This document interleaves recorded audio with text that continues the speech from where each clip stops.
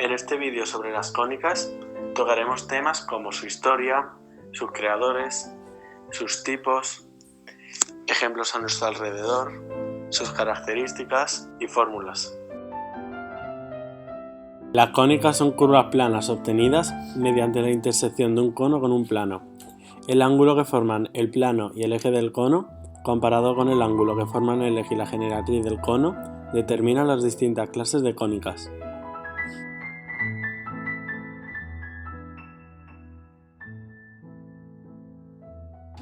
Fue Apolonio de Perga en el siglo III a.C. el primero que las introdujo públicamente, escribiendo el más importante tratado antiguo sobre las secciones cónicas, aunque ya en el siglo anterior Menachesmus había escrito el primer tratado sobre cónicas.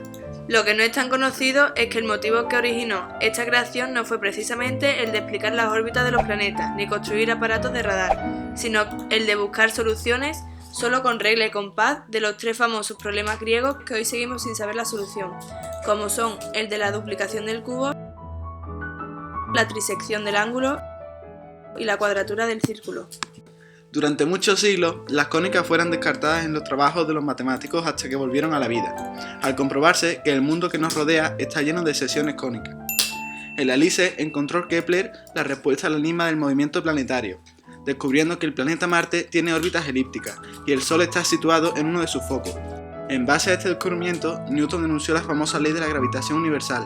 Así, el descubrimiento de Kepler se deduce como consecuencia matemática de dicha ley. También, en los satélites y los cometas tienen órbitas elípticas de mayor o menor excentricidad, lo cual es en cierto modo providencial, pues si se tratara de hipérbolas o parábolas, no volverían a repetir su ciclo. Asimismo, Galileo demostró que las trayectorias de los proyectiles son parabólicas. Hay diferentes tipos de cónicas: circunferencia, lugar geométrico de los puntos del plano que equidistan de un punto fijo llamado centro, la distancia constante entre cualquier de esos puntos y el centro es el radio de circunferencia, y a partir de una ecuación se obtienen otras dos fórmulas. Elipse, lugar geométrico de los puntos del plano cuya suma de distancia a dos puntos fijos, llamado focos, es constante. Ese valor constante coincide con la longitud del denominado eje. Los elementos de la elipse son focos, dos puntos fijos A y A', distancia focal, eje mayor, eje menor, centro de la elipse, un punto donde se cortan los ejes, vértice, punto donde los ejes cortan a la elipse, radio, vectores, excentricidad indica su grado de achatamiento. Hipérbola, lugar geométrico de los puntos del plano cuya diferencia de distancias a dos puntos fijos A y A', llamado foco, es constante. Ese valor constante coincide con la longitud del denominado eje real de la hipérbola. Los elementos son los mismos de la elipse, pero hay que añadir la asíntota, que es una recta de la forma. Con respecto a la parábola, lugar geométrico de los puntos del plano que equidistan de un punto fijo llamado foco y de una recta fija denominada directriz.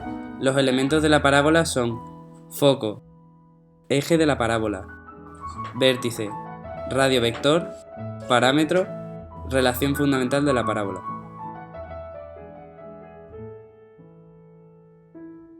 Podemos encontrar multitud de ejemplos de cónicas en la realidad.